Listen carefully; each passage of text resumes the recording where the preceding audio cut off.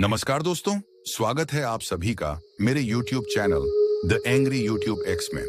सबसे पहले मैं आप सबको दीपावली की हार्दिक शुभकामनाएं देना चाहता हूं। Happy Diwali to all of you. दोस्तों, आज मैं लेकर आया हूं अघोरी साधना कहानी का दूसरा भाग, जो पहले भाग से भी ज्यादा रहस्यमयी और रोमांचक है। तो कहानी को अंत तक जरूर सुनिएगा, क्योंकि इस बार डर और अध्यात्म दोनों अपनी हदें पार करने वाले हैं। और हाँ दोस्तों, अगर आपने पहला भाग नहीं सुना है तो पहले उसे जरूर सुनिए, लिंक डिस्क्रिप्शन में मिल जाएगा। अगर कहानी अच्छी लगे तो लाइक करें, शेयर करें और चैनल को सब्सक्राइब करना बिल्कुल मत भूलना, क्योंकि आपकी सपोर्ट और प्यार ही हमारी सबसे बड़ी ताकत है। तो चलिए दोस्तों, शुरू करते हैं अघोरी साधना का दूसरा भाग। अगर हिम्मत है तो इस बार आंखें मत झपकाना। धन्यवाद।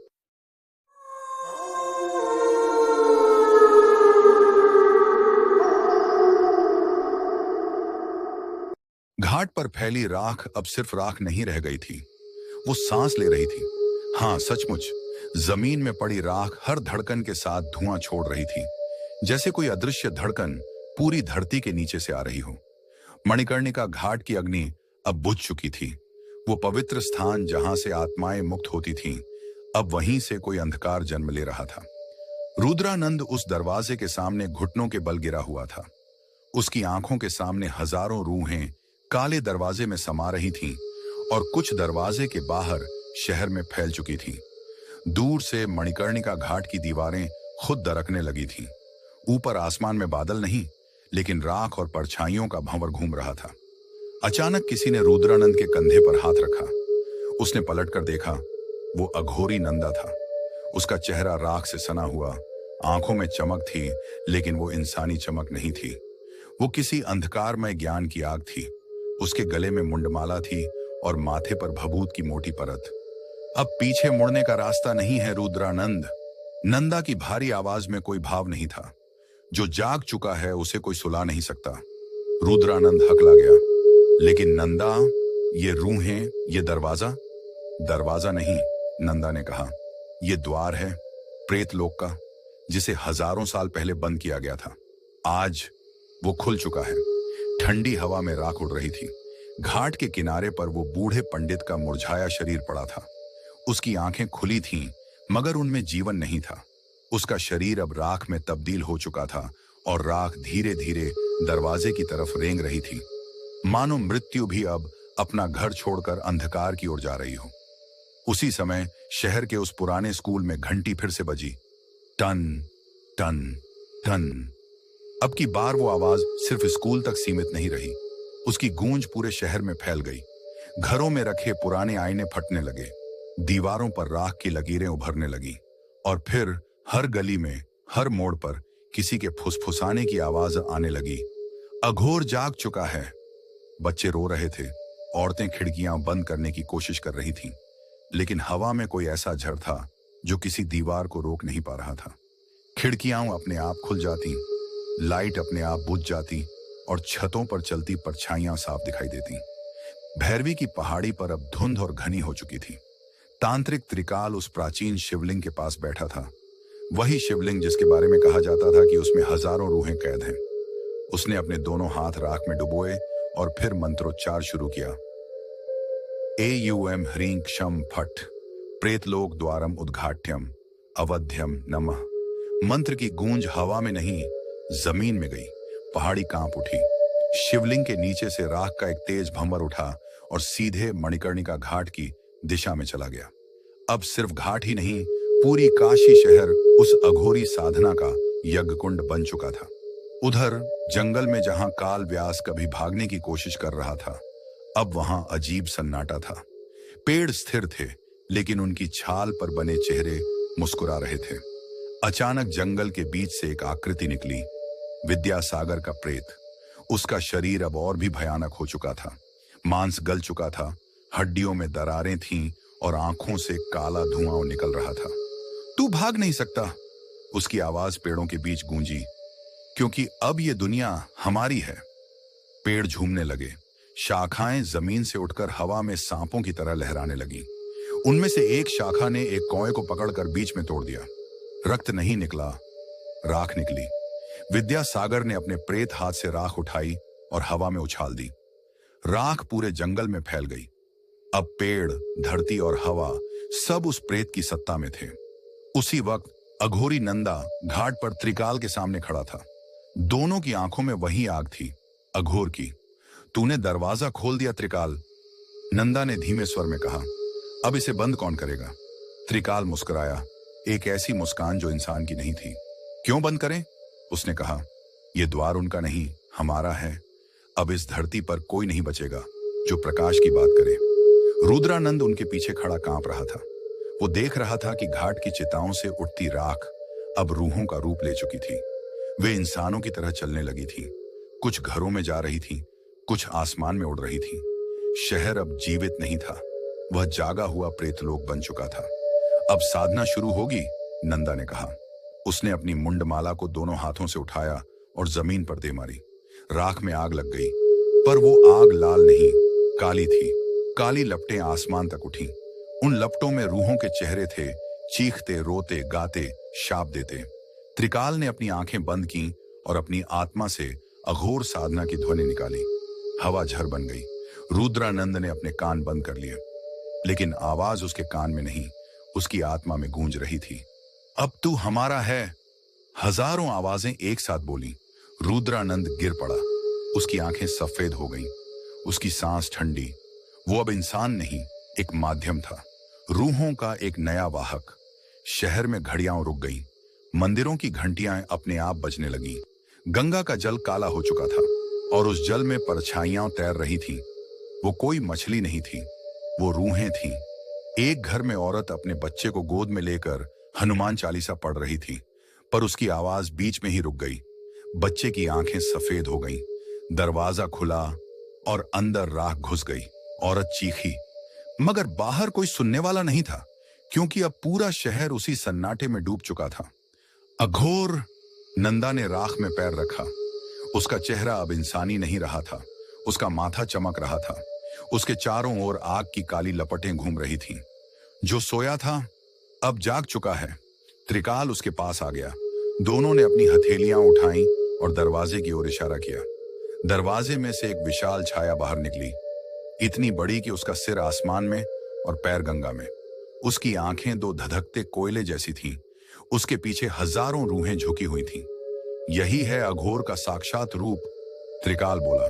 नंदा ने धीरे से कहा, अब कोई प्रार्थना काम नहीं आएगी। और उसी क्षण आसमान में गूंज उठा वही शब्द जो पहले स्कूल की दीवारों पर लिखा गया था, अघोर जाग चुका है। धुंध अभी भी मणिकर्णिका घाट पर लिपटी हुई थी। नंदा ने अपनी आंखें गहरी सांसें लेकर खोली। चारों ओर राख और धुएं की परतें थीं। हवा इतनी भारी थी कि हर सांस में जैसे कोई अदृश्य हाथ उसके फेफड़ों को चिढ़ा रहा हो। रुद्रानंद उसके सामने पड़ा था। उसका चेहरा ज्यों का त्यों, सड़ा हुआ, धुआं निकलती आंखें, हड्डियों के निशान शरीर पर। नंदा! उसकी आवाज अब केवल शब्द नहीं, बल्कि किसी श्रापित आत्मा का गूंज रहा संगीत बन चुकी थी। तुमने जो साधना शुरू की थी, उसकी कीमत अब तुम्हें चुकानी होगी।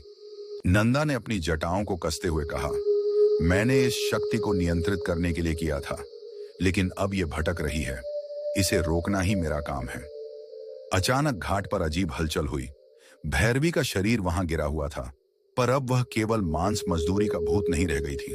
उसकी आत्मा चारों ओर मंडरा रही थी, लालिमा और सफेदी के बीच झूलती हुई। उसकी आंखों में अब न केवल जीवन का ज्ञान था, बल्कि अघोर शक्ति का डर भी। नंदा, अगर तू यह नहीं कर पाएगी तो इस नगर में केवल राख बचेगी और विद्यासागर की आत्मा भी उसी अधूरी साधना में फंस जाएगी। नंदा ने अपने हाथों में राख की माला उठाई और मंत्रों की गूंज में अपनी आत्मा को केंद्रित किया। एयूएम ह्रीं क्षम फट अवध्यम अवध्यम एयूएम नमो भगवते रुद्राय। जैसे ही मंत्र हवा में फैले, घाट के चारों ओर जमीन कांपने लगी। धुंध और भी गहरी हो गई और रुद्रानंद की परछाई वहां से उठी। वह केवल भूत नहीं था, अब वह स्वयं अघोर का अवतार था। उसकी हड्डियों की माला झंझना रही थी और उसके हाथों में जो कपाल था, उससे कालिख और आग के बीच धुआं निकल रहा था। भैरवी की आत्मा ने नंदा की ओर देखा। उसकी आवाज अब कानों में फुसफुसाती हुई घुल रही थी। नंदा, जो तुम कर रही हो उसे संभालना पड़ेगा। यह शक्ति केवल भय और श्रद्धा के बीच संतुलित होती है। एक झटका और यह सब भस्म हो जाएगा। नंदा ने झटके से झुककर मंत्र पढ़ना तेज कर दिया। उसकी आंखों में लालिमा बढ़ने लगी और चारों ओर धुआं हिलकर वृत्त बना रहा था। विद्यासागर की आत्मा अब उनके बीच तैर रही थी। उसके गड्ढे जैसी आंखें सीधे नंदा पर टिकी थीं और मन में एक गहरी पीड़ा समाई हुई थी। अचानक घाट की जमीन फटने लगी। काले धुएं से मानवाकार आकृतियां बाहर निकली। वे धुंध में उठते हुए नंदा और रुद्रानंद के चारों ओर मंडराने लगी। प्रत्येक रूह के हाथ में किसी मृतक का अवशेष था। कोई खोपड़ी, कोई हड्डी, कोई राख में गिरी वस्तु। नंदा ने अपनी माला और डमरू को कसते हुए कहा, मैं इसे समाप्त कर दूंगी। यह शक्ति मेरे भीतर से उत्पन्न हुई है और मैं इसे उसी में लौटाऊंगी। भैरवी ने उसकी पीठ थपथपाई। उसकी धुंधली परछाई ने नंदा के भीतर शक्ति और डर दोनों को जगाया। अब नंदा, केवल तुम्हारा संकल्प इसे नियंत्रित कर सकता है। जैसे ही नंदा ने अपने हाथ उठाए, अग्नि की लपटें और धुंध मिलकर एक गोलाकार ऊर्जा का रूप ले गई। यह ऊर्जा रुद्रानंद की आत्मा की ओर बढ़ी। उसका चेहरा विकृत हो गया। वह चीख रहा था, चीख जो किसी इंसान की नहीं थी। नंदा ने जोर से डमरू बजाया। उसकी आवाज अब केवल मंत्र नहीं रही, बल्कि वह शक्ति को सीधा नियंत्रित कर रही थी। धुंध और अग्नि दोनों उसके इरादों के अनुसार चलने लगी। विद्यासागर की आत्मा चिल्लाई, तुम इसे अपने भीतर समा नहीं सकती। नंदा ने अपना संकल्प मजबूत किया और एक गहरी सांस के साथ पूरे अपने शरीर को अग्नि और धुएं में डुबो दिया। उसकी आंखों से लालिमा फैलने लगी और चारों ओर की रूहें उसकी शक्ति के इर्द गिर्द चक्कर लगाने लगी। रुद्रानंद अब केवल राख और धुएं का एक गुच्छा बन गया। उसकी आत्मा धीरे धीरे नंदा की ऊर्जा में विलीन होने लगी। भैरवी की परछाई नंदा के कंधे के पीछे बैठी थी। उसकी आंखों में संतुलन और श्रद्धा का मिश्रण था। अचानक हवा में एक विस्फोट हुआ। घाट की जमीन फट गई और वहां से एक अंधेरा स्तंभ उठता दिखाई दिया। स्तंभ के चारों ओर रूहों की आवाजें गूंज रही थीं। चीखें, हंसी, कराह, सब एक साथ। नंदा ने देखा कि यह स्तंभ वही शक्ति है जो उसने स्वयं पैदा की थी। उसने डमरू और माला को जोर से दबाया। मंत्रों की गूंज इतनी तेज थी कि आसमान में बिजली चमकने लगी। रुद्रानंद की आत्मा पूरी तरह नंदा की ओर खींच गई। उसकी चीखें अब केवल शक्ति का प्रतीक थीं। भैरवी ने फुसफुसाया, अब नंदा, इसे समा दे। कोई पीछे हटने का रास्ता नहीं। यह शक्ति केवल तभी शांत होगी जब इसे वही आत्मा ले लेगी जिसने इसे जन्म दिया। नंदा ने चारों ओर देखा। आसपास की रूहें, घाट, पेड़, धुंध, सब उसके इरादों का प्रतिबिंब बन चुके थे। उसने धीरे से कहा, मैं इसे खत्म नहीं कर रही। मैं इसे वापस उसी में लौटा रही हूं जिसने इसे जन्म दिया। और एक गहरी सांस लेकर नंदा ने अपनी पूरी शक्ति को उस स्तंभ में समा दिया। लपटें, धुंध और रूहें सब एक बिंदु में विलीन हो गईं। रुद्रानंद की आत्मा अब केवल छाया बनकर नंदा के चारों ओर उभरती रही, मगर वह धीरे धीरे पिघल गई। विद्यासागर की आत्मा भी अब शांत थी। उसकी लालिमा मिट चुकी थी। भैरवी ने नंदा की ओर देखा और उसकी आंखों में अब संतुलन और श्रद्धा दोनों झलक रहे थे। उसने कहा, तुमने इसे नियंत्रित किया। नंदा, अब नगर सुरक्षित है, लेकिन सावधान रहना। अघोर की शक्ति हमेशा जागृत रहती है। इसे दबाया नहीं जा सकता, केवल नियंत्रित किया जा सकता है। नंदा ने अपनी सांसें संभाली। चारों ओर राख के निशान थे, पर अब वे स्थिर थे। घाट पर अब शांति थी और हवा धीरे धीरे सामान्य गति में बहने लगी। वह धीरे धीरे उठी, चारों ओर देखा। उसके हाथ पर राख जमी हुई थी। उसकी आंखों में लालिमा अब केवल ऊर्जा की झलक थी। भैरवी की परछाई उसके पीछे रहती हुई गायब हो गई। नंदा ने धीरे से कहा, यह समाप्त नहीं हुआ, बस एक अध्याय खत्म हुआ, लेकिन अब मैं तैयार हूं। उसने घाट की ओर देखा। चारों ओर का अंधेरा अब मानो मानवीय रूप ले चुका था। शहर की गलियां फिर से जीवन से भरने लगी थीं, परंतु नंदा जानती थी कि कहीं ना कहीं किसी परछाई में अघोर की शक्ति अब भी जागृत थी। और तभी दूर से एक हल्की फुसफुसाहट आई, नंदा, हम फिर मिलेंगे। नंदा ने अपनी जटाओं को कसते हुए सिर उठाया। उसकी आंखों में दृढ़ संकल्प था, जब तुम आओगे मैं तैयार रहूंगी। रात अब शांत थी। चारों ओर केवल राख की हल्की खुशबू और हवा में बिखरे मंत्रों की गूंज थी। नंदा ने घाट की ओर कदम बढ़ाए। उसकी आत्मा अब पूरी तरह जागृत थी और उसकी साधना उसे केवल शक्ति नहीं बल्कि समझ और नियंत्रण भी दे रही थी। चुपचाप पर दृढ़ता से नंदा अपने अगले अध्याय की तैयारी में थी। अघोर की शक्ति अब उसके भीतर सुरक्षित थी और शहर के लिए वह अब रक्षक और साधक दोनों बन चुकी थी। आसमान पर रात अब और गहरी हो चुकी थी। घाटों और प्राचीन जंगलों पर फैली अंधेरी धुंध में केवल नंदा ही ठहरा दिखाई दे रहा था। उसका शरीर थका हुआ था, लेकिन उसकी आत्मा पूरी तरह जागृत थी। विद्यासागर, रुद्रानंद और भैरवी की शक्ति अब उसके चारों ओर मंडरा रही थी। यह शक्ति भले ही भयावह थी, लेकिन नंदा के संकल्प से नियंत्रित हो रही थी। उसने घाट की ओर कदम बढ़ाए। मणिकर्णिका घाट, जो अब तक केवल मृत्यु और भय का प्रतीक था, आज उसके लिए साधना और शक्ति का प्रतीक बन चुका था। हर जलती चिता, हर राख का ढेर, हर हवा में तैरती धुंध, सब कुछ उसकी साधना का हिस्सा बन गया था। नंदा ने चारों ओर देखा। रुद्रानंद की सड़े हुए चेहरे वाली छाया अब स्थिर थी। उसकी आंखों में अब केवल खालीपन था और उसकी हड्डियों की माला धीरे धीरे राख में घुल रही थी। विद्यासागर की आत्मा, जो पहले भटकती रही थी, अब नंदा के इर्द गिर्द घूम रही थी, मानो अपने अंतिम शाप को स्वीकार कर रही हो। नंदा ने धीरे से कहा, अब सब कुछ शांत है, लेकिन यह केवल शुरुआत है। यह शक्ति हमेशा जागृत रहेगी। मुझे इसे नियंत्रित करना होगा।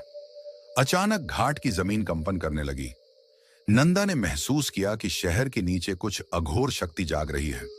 यह शक्ति केवल रूहों या मृत आत्माओं में नहीं थी। यह अब भूमि, पानी, हवा और आग में फैल चुकी थी। भैरवी की परछाई, जो अभी तक केवल मार्गदर्शन के लिए थी, नंदा के कंधे पर आकर बैठी। उसकी आवाज फुसफुसाई, नंदा, जो तुमने अब तक किया वह केवल अभ्यास था। असली परीक्षा अब शुरू होती है। जो शक्ति तुमने नियंत्रित की है वह शहर में फैल चुकी है। अगर तुम लापरवाह हुए तो सब कुछ भस्म हो जाएगा। नंदा ने अपनी माला और डमरू को कसते हुए मंत्रों का उच्चारण तेज कर दिया। एयूएम ह्रीं क्षम फट, अवध्यम अवध्यम। जैसे ही मंत्र हवा में फैलता है, घाट की परछाइयां जीवंत हो गईं। रुद्रानंद की आत्मा ने अचानक उछलकर नंदा की ओर हमला किया। उसका चेहरा विकृत और भयानक था। नंदा ने झटके से अपने डमरू और माला को ऊपर उठाया और मंत्रों की शक्ति के साथ उसकी आत्मा को पीछे धकेल दिया। यह शक्ति केवल डर और श्रद्धा के बीच संतुलित होती है। भैरवी की आवाज अब तेज हो गई। नंदा ने देखा कि चारों ओर की धुंध अब लालिमा और काले रंग के बीच झूल रही थी। वहां हजारों रूहें अब स्वतंत्र नहीं थी। वे केवल उसके और उसके संकल्प की शक्ति के अनुसार चल रही थीं। रुद्रानंद ने फिर से हमला किया। इस बार उसकी छाया बड़ी होकर नंदा के सामने खड़ी हो गई। उसका हर हाथ, हर अंग राख और धुएं में बदल रहा था। नंदा ने अपने भीतर की शक्ति को केंद्रित किया। उसने अपने डमरू को जोर से बजाया। मंत्रों की गूंज अब केवल आवाज नहीं बल्कि ऊर्जा का रूप बन चुकी थी। रूहें उसके चारों ओर तेजी से घूमने लगीं।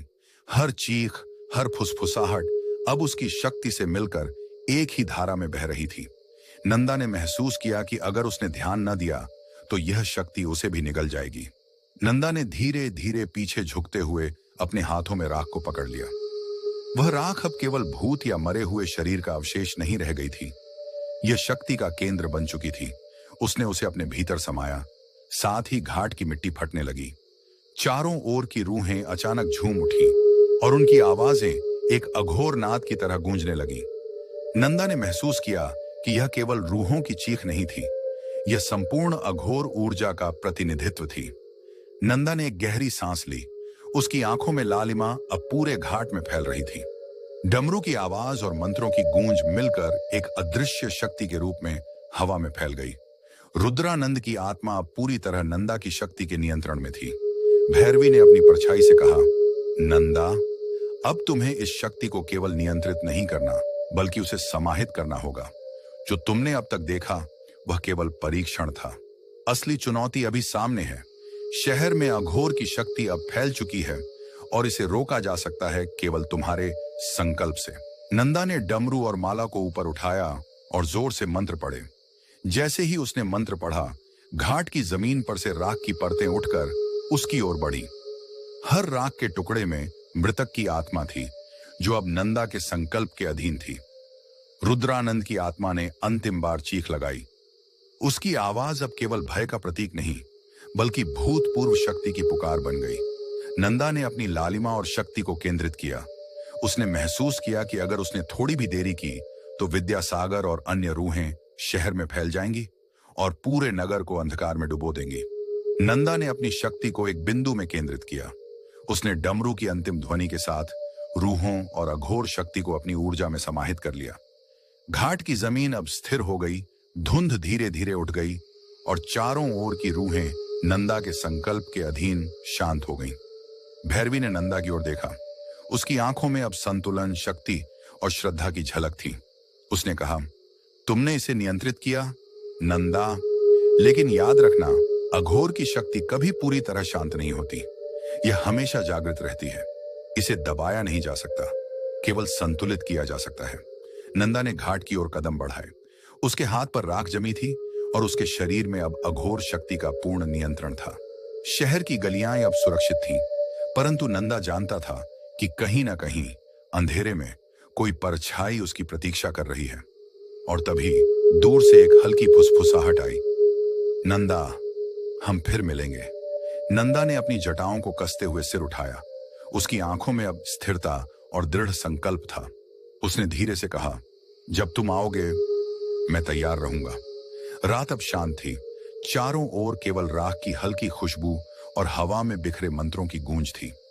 नंदा ने घाट की ओर कदम बढ़ाए। उसका शरीर थका हुआ था, लेकिन उसकी आत्मा पूरी तरह अघोर शक्ति के साथ संतुलित थी। इस रात के बाद नंदा ने न केवल अपनी साधना को पूर्ण किया, बल्कि अघोर शक्ति के सही प्रयोग और नियंत्रण का भी ज्ञान पाया।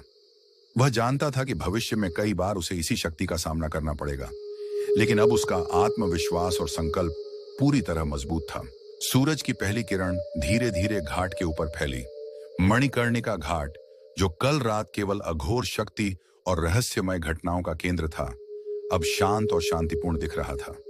नंदा, जिसकी साधना और शक्ति कल रात पूरी तरह जागृत हुई थी, अब अपनी साधना के अगले चरण की तैयारी कर रहा था।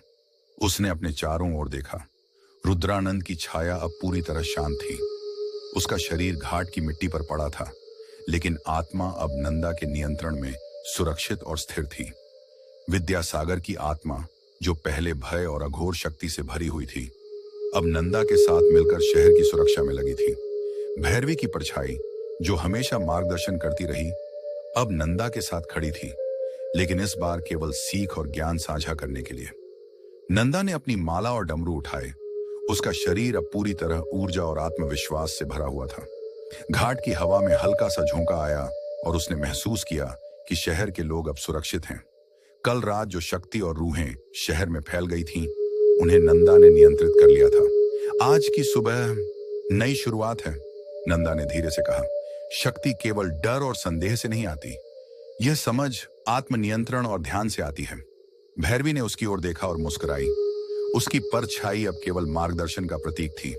तुमने कल रात केवल शक्ति को नियंत्रित नहीं किया, उसने कहा। तुमने यह भी जाना कि शक्ति का सही उपयोग कैसे किया जाता है। यही असली साधना है। नंदा ने घाट के किनारे बैठकर गहरी सांस ली। शहर अब उसकी निगरानी में सुरक्षित था और आसपास की हवा में हल्की ताजगी थी। बच्चों की हंसी अब वापस लौट आई थी और गलियों में हल्की हलचल महसूस हो रही थी।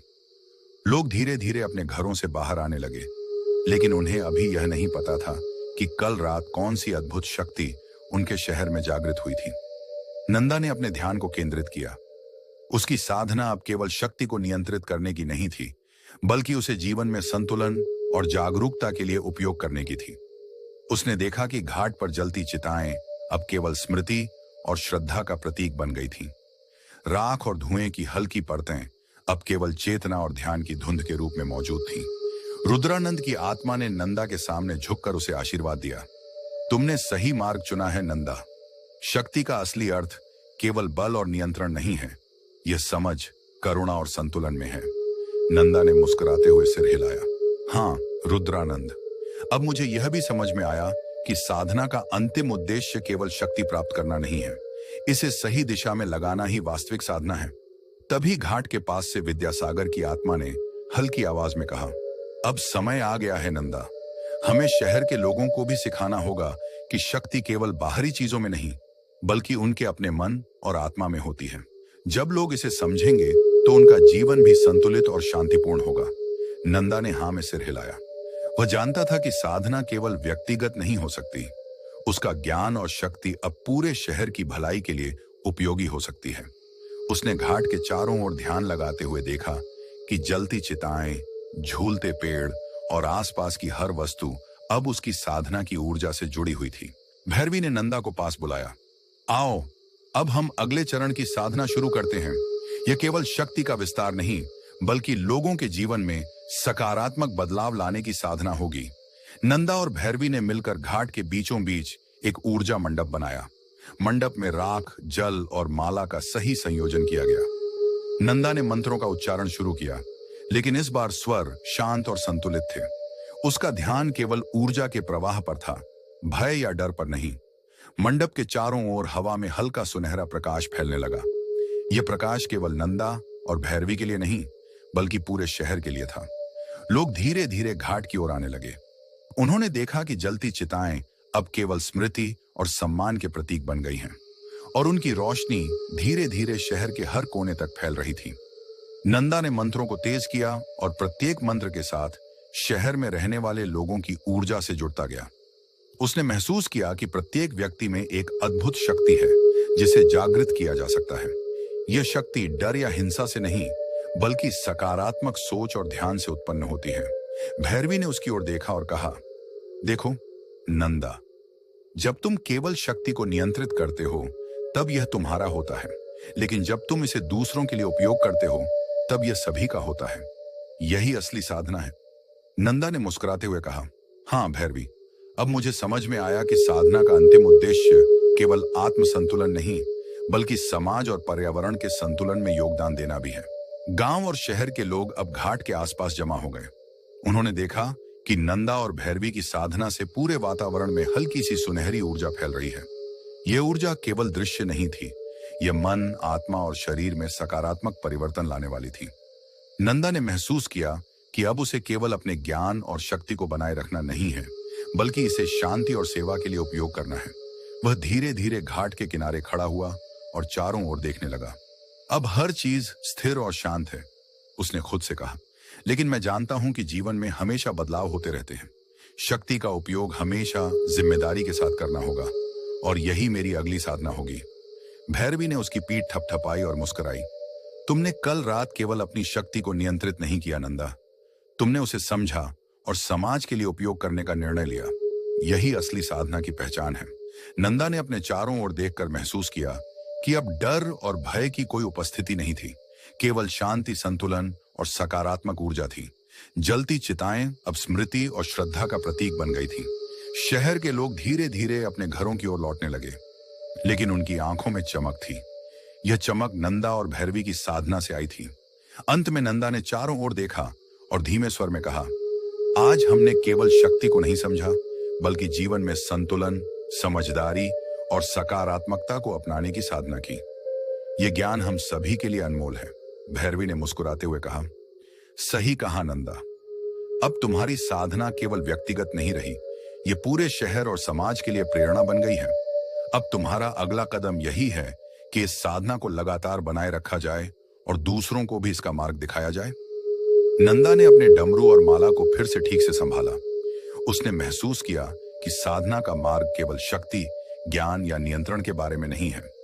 ये जीवन में संतुलन, समझदारी और समाज के लिए योगदान के बारे में है। और इसी विचार के साथ नंदा घाट से उठकर शहर की ओर चल पड़ा। उसके पीछे भैरवी की परछाई थी, जो मार्गदर्शन के लिए हमेशा तैयार थी। शहर अब शांत था, लोग सुरक्षित थे, और अघोर शक्ति अब केवल नंदा की समझ और संतुलन के अधीन थी। सूरज की किरणें धीरे धीरे पूरे शहर में फैल रही थी। यह नई सुबह न केवल नंदा की साधना का परिणाम थी, बल्कि शहर और उसके लोगों के लिए शांति, ज्ञान और सकारात्मक ऊर्जा की नई शुरुआत थी। सूरज ढल चुका था। घाट और शहर दोनों जगह हल्की सुनहरी रोशनी फैल रही थी, लेकिन यह रोशनी केवल भौतिक नहीं थी। यह नंदा की साधना और उसकी ऊर्जा का प्रतीक थी, जो अब पूरी तरह संतुलित और नियंत्रित हो चुकी थी। घाट पर जलती चिताएं अब केवल स्मृति और श्रद्धा का प्रतीक बन गई थी, और राख धीरे धीरे हवा में घुलकर मिट्टी में समा रही थी। नंदा घाट के बीचों बीच खड़ा था। उसकी आंखों में दृढ़ता और आत्मविश्वास चमक रहा था। चारों ओर से भैरवी और रुद्रानंद की आत्माएं उसकी सुरक्षा में थीं, लेकिन इस बार नंदा अकेला नहीं था। शहर के लोग धीरे धीरे समझ चुके थे कि अघोर साधना केवल भय और अंधकार के लिए नहीं है, यह शक्ति, ज्ञान और संतुलन के लिए भी है। नंदा ने चारों ओर देखा। घाट की ओर आती हर छोटी धारा, जलती चिताएं, उड़ती राख और आसपास की हवाएं अब उसके नियंत्रण में थीं। वह जानता था कि शक्ति का संतुलन अब केवल उसके हाथ में नहीं है, बल्कि उसके मन, ध्यान और समझदारी में भी है। अब अंतिम चरण शुरू होता है, नंदा ने खुद से कहा। इस बार केवल मेरे लिए नहीं, बल्कि सभी के लिए। उसने अपने डमरू और माला को हाथ में लिया। उसकी आवाज में केवल शक्ति नहीं, बल्कि ज्ञान और संतुलन की गूंज थी। घाट के चारों ओर हवा में हल्का सा झोंका आया। रुद्रानंद की आत्मा धीरे धीरे उसकी ओर आई और बोली, तुमने पहले चरण में केवल शक्ति को नियंत्रित किया, अब समय है उसे दूसरों के लिए उपयोग करने का। संतुलन बनाए रखना नंदा, यही अंतिम परीक्षा है। नंदा ने गहरी सांस ली और मंत्र उच्चारण शुरू किया। इस बार मंत्र केवल ऊर्जा को बाहर नहीं, बल्कि अंदर से जागृत करने वाले थे। उसके शब्दों की गूंज शहर के कोनों तक पहुंची। नंदा ने देखा कि शहर में रहने वाले लोग अपने घरों से बाहर आने लगे। पहले वे डर और संदेह के साथ देख रहे थे, लेकिन अब उनके चेहरे पर उत्सुकता और विश्वास था। नंदा ने मंत्र की गति बढ़ाई और उसके चारों ओर ऊर्जा मंडप एक गोलाकार रूप में फैलने लगा। शक्ति का सही उपयोग केवल नियंत्रण और भय से नहीं होता, नंदा ने कहा। यह समझ, ज्ञान और सेवा से आता है। हवा में हल्की चमक पैदा हुई। यह चमक केवल दृश्य नहीं थी, बल्कि शहर के हर व्यक्ति के मन में सकारात्मक परिवर्तन ला रही थी। बच्चों की हंसी अब वापस लौट रही थी और गलियों में हल्की हलचल थी। तभी घाट के कोने में हल्की धुंध में कुछ दिखाई दिया। वह कोई भयावह शक्ति नहीं थी, बल्कि कल रात की रहस्यमय रूहें थीं। उन्होंने नंदा की ओर झुककर सम्मान व्यक्त किया। रुद्रानंद की आत्मा ने हल्की मुस्कान दी और बोली, देखो नंदा, शक्ति केवल डर और भय से नहीं आती, ये संतुलन और समझ से भी आती है। यही असली अघोर साधना है। नंदा ने सिर हिलाया। हाँ रुद्रानंद, अब मुझे समझ में आ गया है कि साधना केवल आत्म सुधार या शक्ति प्राप्त करने के लिए नहीं है, इसे दूसरों की भलाई और समाज के संतुलन के लिए उपयोग करना भी आवश्यक है। भैरवी की परछाई नंदा के पास आई। अब अंतिम चरण में तुम्हें अपनी शक्ति के सभी पहलुओं का उपयोग करना होगा, केवल नियंत्रण से नहीं, बल्कि शिक्षा, मार्गदर्शन और सेवा से। नंदा ने चारों ओर देखा। घाट के किनारे शहर के लोग उत्सुकता से देख रहे थे। उन्होंने महसूस किया कि अघोर साधना अब भय और रहस्य की नहीं, बल्कि ज्ञान, शक्ति और सेवा की साधना बन गई है। नंदा ने गहरी सांस ली और मंत्र को अंतिम चरण में उच्चारित किया। उसकी ऊर्जा अब चारों ओर फैल रही थी। हवा में हल्की सुनहरी चमक थी, पानी में हल्की लहरें और मिट्टी में हल्की कंपन। यह केवल शक्ति का प्रदर्शन नहीं था, बल्कि शहर के हर व्यक्ति में सकारात्मक ऊर्जा और संतुलन ला रही थी। तभी घाट के पास एक हल्की ठंडी लहर चली। नंदा ने महसूस किया कि यह वही रहस्यमय शक्ति है जो कल रात भय और अंधकार की तरह थी। लेकिन अब यह डरावनी नहीं, बल्कि सतर्कता और जागरूकता की शक्ति बन चुकी थी। नंदा ने डमरू बजाया और माला का उपयोग करते हुए ऊर्जा को केंद्रित किया। प्रत्येक मंत्र और प्रत्येक ध्वनि शहर के लोगों के मन में गूंज रही थी। धीरे धीरे उन्होंने महसूस किया कि अब भय का कोई स्थान नहीं रहा। उनकी आंखों में आत्मविश्वास और शांति थी। रुद्रानंद की आत्मा नंदा के कंधे पर आई। अब तुम्हारी साधना पूर्ण होने के करीब है। याद रखो, शक्ति केवल भय और अंधकार से नहीं आती, बल्कि संतुलन, सेवा और समझ से आती है। इसे हमेशा बनाए रखना। नंदा ने सिर हिलाया। हाँ, अब मैं जान गया हूं। अघोर साधना केवल शक्ति का नाम नहीं है, ये जीवन के हर पहलू में संतुलन, ज्ञान और सेवा का नाम है। मैं इसे हमेशा याद रखूंगा।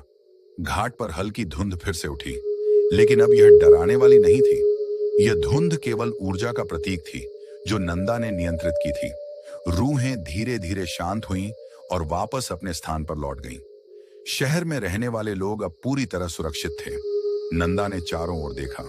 जलती चिताएं अब स्मृति और श्रद्धा का प्रतीक थीं। आसपास की हवा में हल्की खुशबू थी। यह जीवन, शक्ति और संतुलन की खुशबू थी। भैरवी ने मुस्कुराते हुए कहा, तुमने केवल शक्ति को नियंत्रित नहीं किया नंदा, तुमने इसे समझा और समाज के लिए उपयोग करने का निर्णय लिया। यही असली साधना की पहचान है। नंदा ने सिर हिलाया।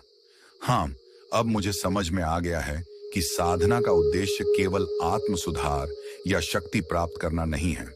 इसे समाज, जीवन और पर्यावरण के संतुलन के लिए उपयोग करना भी आवश्यक है। सूरज की अंतिम किरणें घाट पर पड़ रही थीं।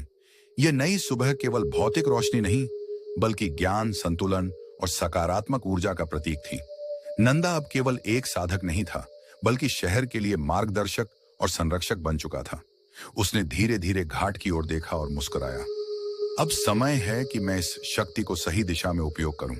कल फिर नए अनुभव और नई साधना आएगी, लेकिन आज का दिन मेरे और शहर के लिए नए आरंभ का दिन है। रुद्रानंद और भैरवी की आत्माएं उसकी ओर देख रही थीं। उन्होंने हल्का सिर झुकाया और गायब हो गई। नंदा अब अकेला था, लेकिन उसके भीतर शक्ति, ज्ञान और संतुलन की पूरी दुनिया थी। और इस तरह अघोर साधना का अंतिम चरण पूर्ण हुआ। नंदा ने सीख लिया कि शक्ति का असली उपयोग भय और अंधकार में नहीं, बल्कि जीवन में संतुलन, ज्ञान और सेवा में है। घाट पर हल्की धूप फैल रही थी। शहर अब शांत और सुरक्षित था। लोग धीरे धीरे अपने घरों की ओर लौट रहे थे। बच्चों की हंसी, महिलाओं की प्रार्थनाएं और हवा में हल्की हलचल, सब कुछ सामान्य जीवन की ओर लौट रहा था। नंदा ने अपने डमरू और माला को हाथ में संभाला।